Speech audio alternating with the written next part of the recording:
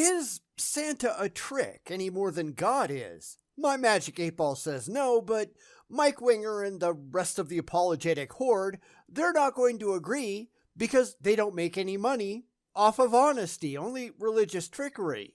It would be nice if they could just tell the truth, but that would assume that they were able to take a giant step backwards and evaluate their beliefs honestly.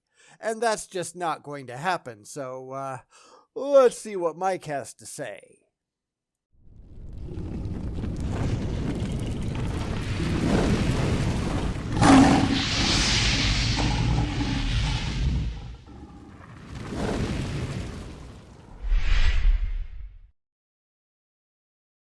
We're back again today with Mike Winger making an after-the-season video on Santa Claus, and I'm going to point out all of the places where he's just wrong or where Santa and God are pretty much the same thing with a different paint job.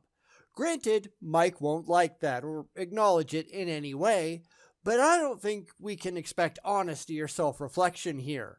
He's just trying to steer people in a way that puts butts in pews and money in collection plates, and let's be honest, Santa Claus doesn't do that. So, without further ado, let's get back to it. If I were to tell kids, we're going to pretend there's a jolly fat dude who's going to bring you presents, and he flies in a reindeer and all this stuff, and they want to partake in a game, that would be, you could have the fun of it, but without the deception. Yes, you could. But part of the fun for kids believing in Santa Claus is that it's an actual belief. It's the same as kids with imaginary friends, and I bet Mike wouldn't touch that one with a 10-foot pole because I figure it hits a little bit too close to home. But half of the fun is that they actually believe it's real. What's the point of just calling it a game? It's like saying, well, let's play Chutes and Ladders and pretend that it's real. Kids, they're not that dumb. Most of them anyhow. It's fun for the kids to wonder what Santa is going to leave under the tree, and it's fun for the parents to sneak around and try to surprise their kids. I mean, way back when my kids were really young, and this is a really long time ago, back when there were actual toy stores and Amazon didn't exist, but we would take them through the store and they'd go and point out all the things that they wanted, since they couldn't exactly get online and make a list or anything, and one parent would have to distract them while the other one ran back through the store and bought all the stuff that they wanted, then had to haul it all back out into the car and hide it in the trunk so the kids didn't know that we'd bought them anything. Then there was the wrapping, which with young kids around, that's hard enough. But then hiding everything so they don't find it before Christmas, yeah, that's a challenge. Then you've got to have 2 sets of wrapping paper. One set that only Santa uses, and one set that only we use, and the Santa paper has to be put somewhere that they can't find it, because as I said, they're not dumb.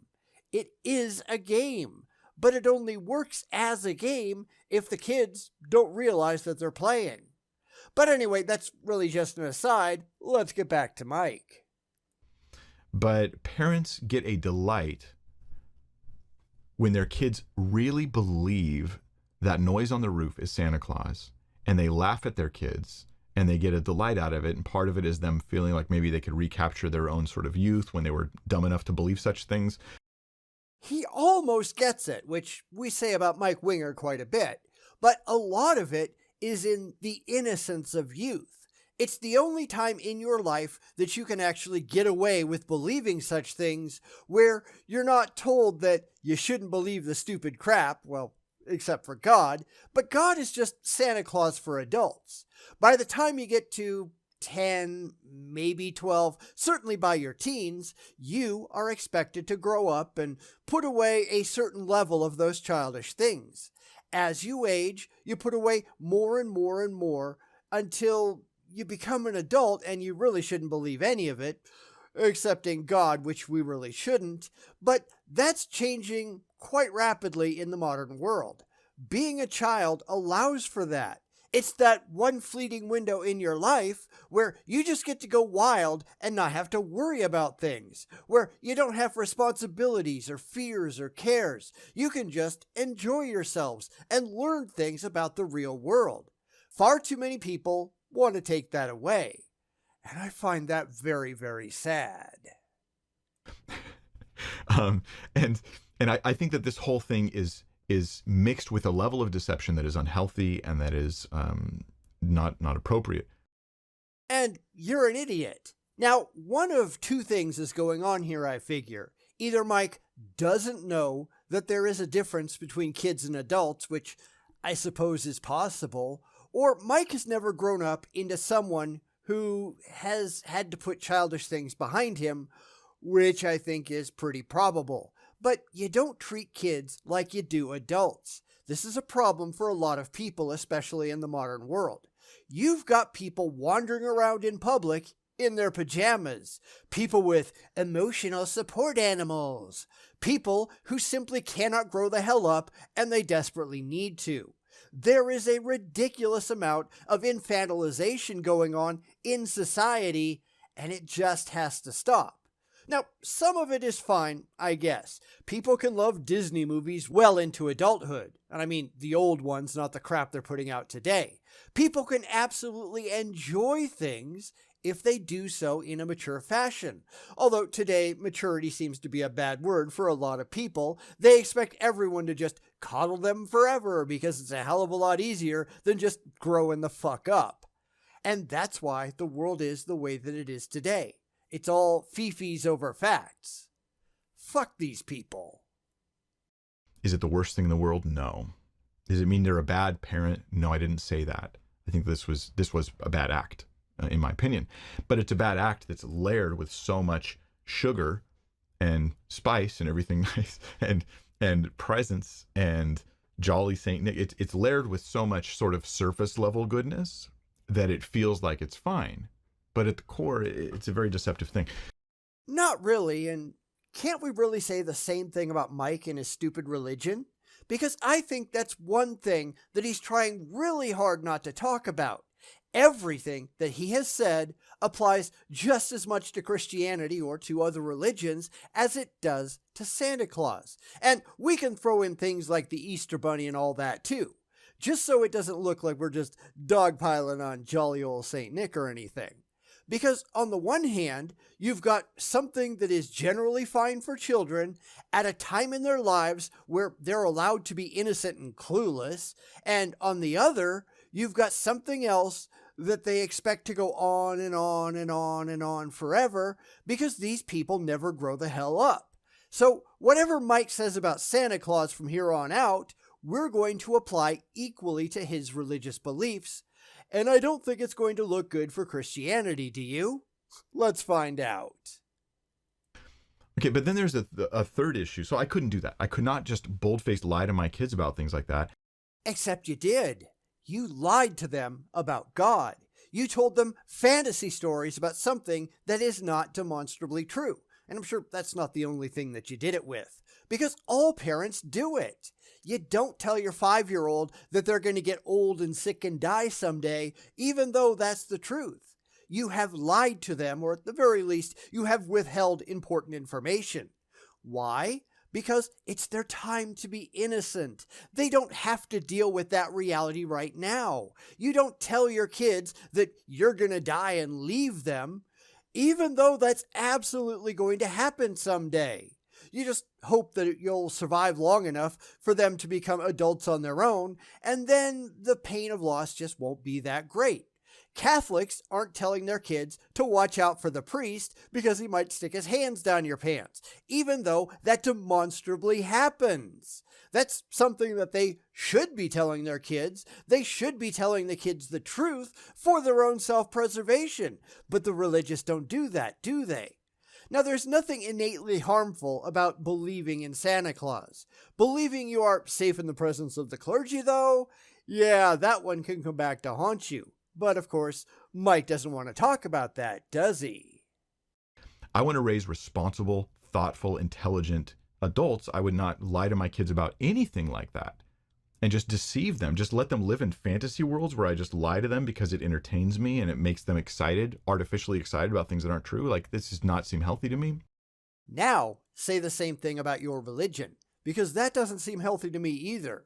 Granted, the only real difference here is that Mike doesn't know that he's delusional with regard to his religious beliefs, where he does know that Santa isn't real.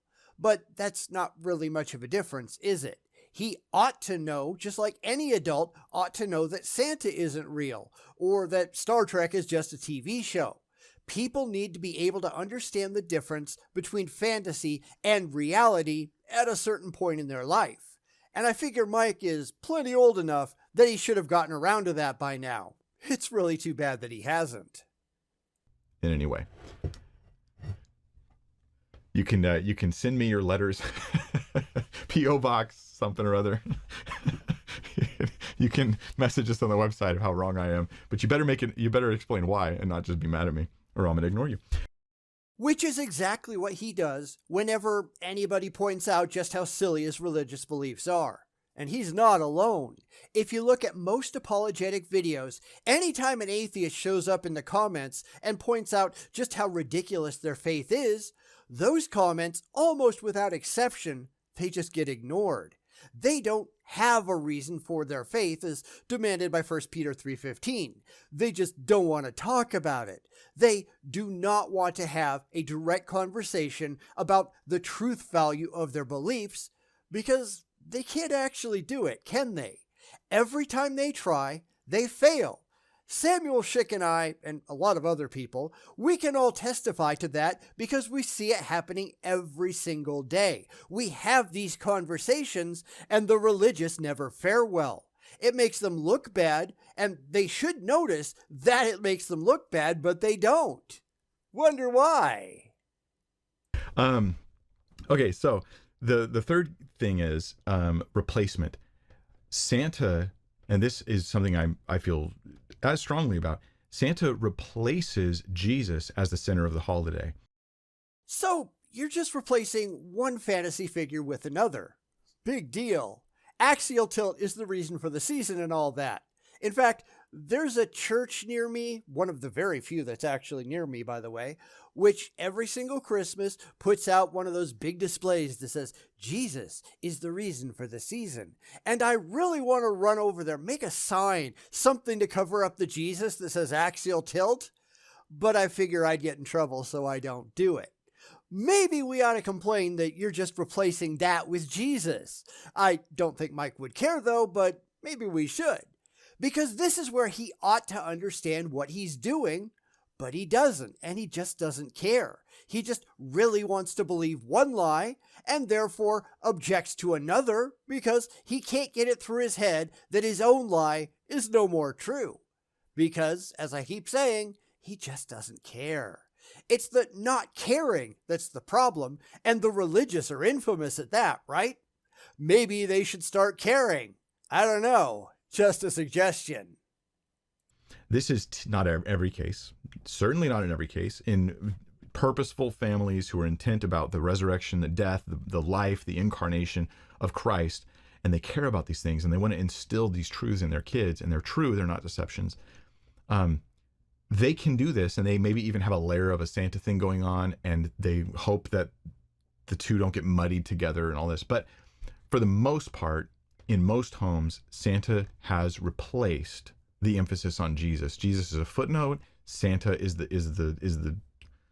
he's the headline. Yeah, but I've pointed that out to Christians before, and they don't care about that either. Christmas hasn't been a religious holiday forever. Christmas is all about Santa and reindeer and trees and presents. I get that he wants it to be about Jesus, but it just isn't. You can go almost anywhere and look for decorations, and it's almost all going to be secular. In fact, not too long ago, there was a video online where Matt Dillahunty said he went out and he did an unscientific experiment in his area where he drove around and he looked in people's yards at what decorations they had out. and there was virtually nothing identifiable as religious. And I've done that myself. It just doesn't happen. And you can look at it in any store. You might find an old dusty nativity scene on a bottom shelf someplace, stuffed way in the back because nobody wants to buy it. Presumably, I've got plenty of religious neighbors. I mean, I don't know for sure because the subject never comes up, but not a single one of them. In fact, not one house that I've seen in forever has anything religious in their yard. It's all Nightmare Before Christmas and lights and trees, zero religious symbology whatsoever. Heck, I've got one neighbor right now who is so sick and tired of Christmas taking over the entire year that he's still got his Halloween decorations up, on purpose, up, lighted, and proudly displayed because he's just sick of this shit. I mean, hell, I'm sick of idiots who have their Christmas lights up and on before October 1st, but that's just me. So what do you think? Let me know down in the comments. He's the star of the show. That's obviously wrong and bad. Because you say so. But here's the reality. Christmas was, in a lot of ways, just stolen from pagan winter solstice celebrations that predate it from a very long time before. If it means anything, then it's the fact that the cold days are now going to start getting shorter, and soon life will return to the world. Now, that's not to say they stole it wholesale necessarily, but Jesus was definitely not born on December 25th. They put it there because they wanted it to appeal to a non-Christian audience. He just doesn't want to see it that way because he's stuck in his own religious echo chamber, and he wants nothing at all to do with the outside. This is just Mike making a fool of himself once again. What else is new? Right, because Christmas, if it means anything, it's a celebration of Jesus, his incarnation, God saving the world through his son, sending his son because he loves us so much. This is a great opportunity to preach the truth of Christ, to center people on eternal and important things. But instead what we have is Miracle on 34th Street and these heartwarming surface level good, things that are a replacement for what we truly need, which is Jesus. No, we don't. Oh, you want Jesus because that's how you make a living, and if you didn't have Jesus, you'd actually have to go out and get a real job. But no, we don't need your silly fantasies and your ridiculous imaginary friends. We need reality, and you don't have any of that. Note that any religion can do the exact same thing, at least if they have a winter tradition. Can't the Jews say, well, you don't need Jesus, you just need to celebrate Hanukkah? Or the Buddhists saying, well, you don't need Jesus, you just need to celebrate Bodhi Day. Or the Wiccans with Yule, or the Zoroastrians celebrating the death of Prophet Zarathustra, or whatever else. Just because you really like your own personal fantasy story, that doesn't mean that everyone else does. And this is where Mike can't take a giant step backwards, because he just doesn't care. He just wants to believe it, and he has absolutely no rational reason to do so. So we end up with faith and fifis and all the childish nonsense that go along with his imaginary friends, because that's what he really wants to be true. But that doesn't make it true, does it? All right, we need Jesus. We know not just as a cutesy baby, but as the incarnate God of all creation coming into the weakness of humankind to bear our sin, to live perfectly, that we might have salvation from death that is chasing us down every day until it finally catches us in our lives. That's your story. That doesn't make it so. Because can't we just make a case where we need Santa? I mean, Santa makes people behave so they get presents, right? He knows if you've been good or bad, so be good for goodness sake and all that crap. Maybe if more people were worried that they'd get coal in their stockings, the world would be a better place. Because it sure hasn't worked out that way with Jesus, has it? In fact, if you buy into the whole Jesus story, we can't be good because we're inherently sinful and we need some magical man god to come and die for our sins, but not really, since that doesn't actually make our sins go away. We have to keep groveling and self-loathing because we're always going to be miserable sinners that can never do anything right, right? That's the Jesus message. And the Santa message is, well, you should do good so you get rewarded. And if people actually care about that, which is really all Christians are doing when you think about it, then maybe you'd just be a better person. Maybe you'd at least try. At least one tells you that it can be done to at least a certain degree. The other tells you that you're going to suck forever no matter what. And you know what? Fuck Jesus. It's a terrible myth. It couldn't be more important, and distracting us from that with Santa Claus seems like a big mistake in my opinion. And here, like I said, there's probably rare cases or uncommon cases where the whole Santa deception causes people to disbelieve or doubt their faith in Christianity and God, and it shouldn't.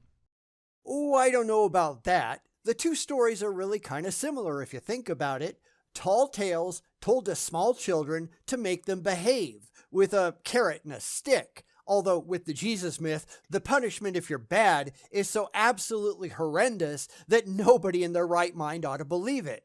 And it doesn't really matter since you can't even be good on your own to begin with, so between the two, give me Santa any time. Or neither really, because as an adult, you should recognize that both of them are what they are. Imaginary stories told to delusional people, some of whom will never grow up. At least the vast majority of Santa believers eventually grow out of it. And you can't say that about most Christians, can you?